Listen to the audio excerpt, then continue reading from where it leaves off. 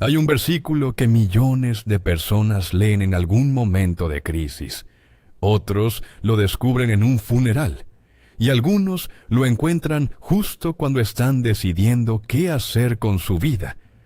Habla de un Dios que conoce a alguien antes de que exista, que tiene un propósito trazado incluso antes del primer latido. Para algunos, esa frase es un consuelo enorme. Para otros, se convierte en una pregunta que no los deja en paz. Si todo estaba decidido de antemano, ¿qué lugar queda para la propia decisión?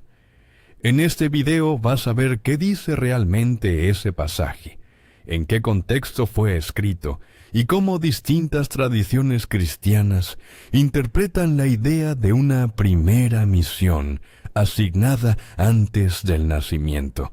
Pero hay un detalle en el texto original que cambia por completo el sentido que muchas personas le dan hoy.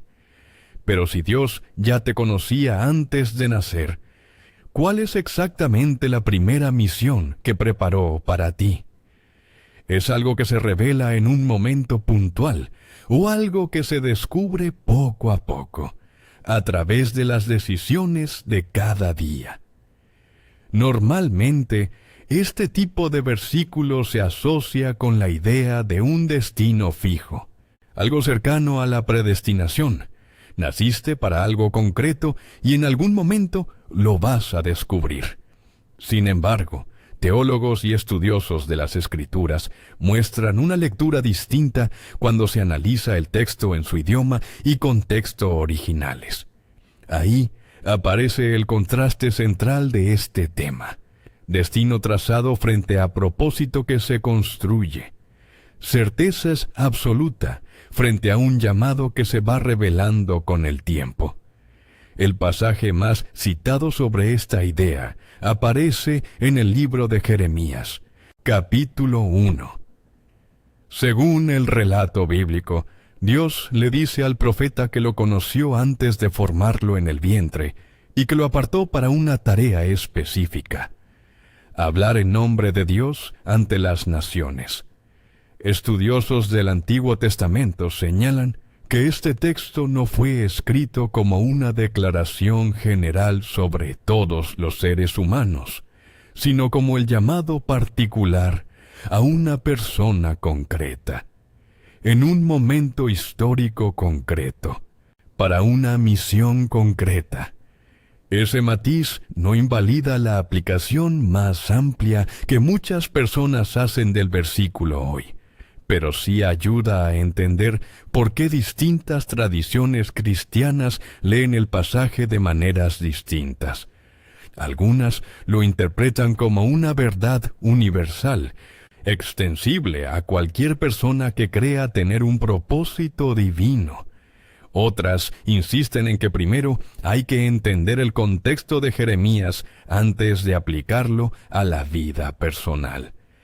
Para ilustrar cómo esta idea se vive en la práctica, conviene mirar el caso de una persona que atraviesa una crisis vocacional, un tipo de situación que aparece con frecuencia en el acompañamiento pastoral.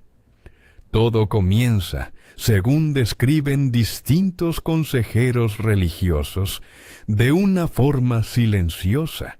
Alguien llega a un punto de su vida donde nada de lo que hace parece tener sentido. El trabajo, la rutina, las decisiones tomadas años atrás, todo empieza a sentirse vacío. Esa persona busca respuestas, a veces en la fe, a veces en la terapia, a veces en ambas. El primer cambio suele aparecer cuando esa persona lee por primera vez con atención un pasaje como el de Jeremías o el del Salmo 139, donde se describe a Dios formando cada parte del cuerpo humano en el vientre materno. Según relatos pastorales, la reacción inicial suele ser de asombro, la idea de haber sido conocido antes de nacer, de no ser un accidente ni una casualidad, genera un alivio inmediato en muchas personas que atraviesan momentos de duda sobre su propio valor. Pero ese alivio inicial, de acuerdo con quienes acompañan estos procesos, suele ir seguido de una pregunta más difícil. Si Dios ya sabía todo antes de que naciera, ¿por qué mi vida se siente tan confusa? ¿Por qué tuve que atravesar tanto dolor si había un plan? Este tipo de proceso ayuda a entender por qué el versículo genera tanto consuelo como inquietud al mismo tiempo. Para muchos consejeros espirituales, el detalle decisivo no está en la idea de un plan fijo e inmodificable, sino en la manera en que ese propósito se va revelando poco a poco, a través de decisiones reales, no como un guión ya escrito de principio a fin. Pero esta interpretación abre otra pregunta. Si el propósito se revela poco a poco, ¿cómo distingue alguien su primera misión real de una simple coincidencia? No todos los relatos sobre este tema terminan en la misma certeza. Existen también testimonios de personas que pasaron años buscando una señal clara sobre su propósito y nunca la encontraron de forma dramática. En su lugar, describen haber llegado a una comprensión distinta. La primera misión, según explican varios pastores y consejeros, no siempre llega como una revelación única y espectacular. En muchos casos, se manifiesta en algo mucho más simple, como cuidar de alguien cercano, sostener a una familia, ser honesto en un trabajo ordinario. Estos relatos suelen recibir menos atención que las historias de vocaciones dramáticas, pero para muchos teólogos representan la experiencia más común y también la más auténtica. Sin embargo, existe una diferencia esencial que conviene señalar con cuidado. El problema comienza cuando la idea de un propósito predestinado se convierte en una excusa para no tomar decisiones, para esperar pasivamente una señal en lugar de actuar. Los propios consejeros espirituales advierten sobre este riesgo con frecuencia. El peligro no está en creer que Dios tiene un propósito para cada persona, sino en usar esa creencia para evitar la responsabilidad de decidir. Es en este punto donde aparece una advertencia que muchas personas ignoran. Buscar el propósito no debería paralizar la vida, sino orientarla. Ese riesgo aumenta principalmente en tres situaciones, según describen distintos consejeros pastorales en su experiencia de acompañamiento. La primera ocurre cuando la persona espera una señal extraordinaria y descarta cualquier oportunidad que le parezca demasiado normal para hacer su verdadera misión. La segunda aparece cuando se compara constantemente su propio camino con el de otras personas, asumiendo que el propósito ajeno, más visible o más dramático, es más válido que el propio. La tercera, y la más ignorada según estos relatos, surge cuando la persona confunde comodidad con propósito, es decir, elige quedarse donde está simplemente porque le resulta cómodo, y luego justifica esa decisión diciendo que es lo que Dios quiere. Comprender esto ayuda a leer de otra manera uno de los relatos bíblicos más citados sobre el tema del llamado personal, la historia de Moisés. Según el relato del libro del Éxodo, Moisés recibe un llamado directo, a través de una zarza que ardía sin consumirse, para liberar a su pueblo de la esclavitud en Egipto. Lo llamativo, según señalan varios estudiosos del texto, es la reacción de Moisés. No acepta de inmediato. Duda de su propia capacidad. Menciona que no habla con fluidez. Pregunta quién es él para semejante tarea.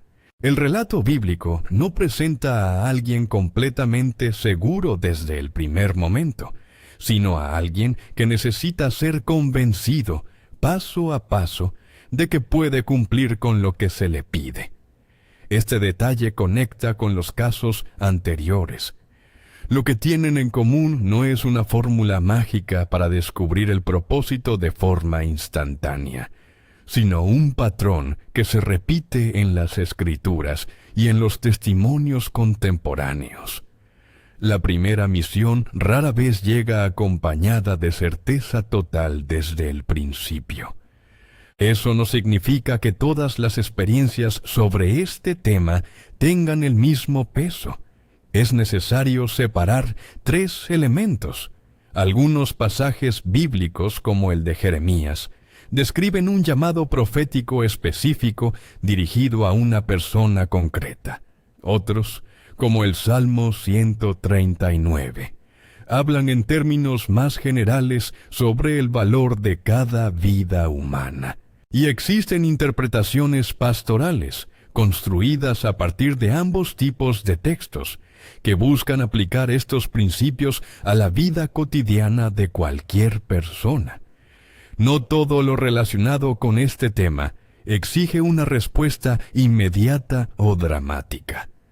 Para muchas personas, entender que fueron conocidas antes de nacer no resuelve de golpe la pregunta sobre su propósito, pero sí les da una base distinta desde la cual buscarlo, no como una carga que hay que descifrar bajo presión, sino como un proceso que se puede vivir con más calma. Entonces, ¿qué se puede hacer con esta información? Si te sientes identificado con la búsqueda de un propósito, la recomendación que comparten distintos consejeros espirituales es empezar por lo más cercano. Las responsabilidades reales que ya tienes, las personas que dependen de ti, las habilidades que ya usas. Muchas veces, la primera misión no está escondida en un lugar lejano, sino en lo que ya está frente a la persona. Si atraviesas una crisis profunda sobre el sentido de tu vida, es importante diferenciar entre una búsqueda espiritual sana y un malestar que requiere acompañamiento profesional. En esos casos, buscar apoyo psicológico junto con el acompañamiento espiritual no es una contradicción, sino un complemento. Y si te acercas a este tema desde la fe, conviene distinguir entre lo que el texto bíblico afirma directamente y las interpretaciones que distintas tradiciones han construido a partir de él. Como vimos, la Biblia habla de un Dios que conoce a las personas antes de nacer, pero el propósito que se desprende de esa idea no siempre llega como una revelación instantánea. Puede manifestarse en un llamado extraordinario, como el de Jeremías o Moisés, o en la fidelidad silenciosa de una vida ordinaria. Por eso, la actitud más equilibrada frente a este tema es buscar el propósito sin dejar de vivir mientras se busca. ¿Tú sientes que ya descubriste tu primera misión? ¿O todavía la estás buscando? Cuéntanos en los comentarios cuál fue el momento en que sentiste que tu vida tenía un sentido más claro. Si este video te ayudó a ver este tema de otra manera, dale like, compártelo y suscríbete para más contenido como este.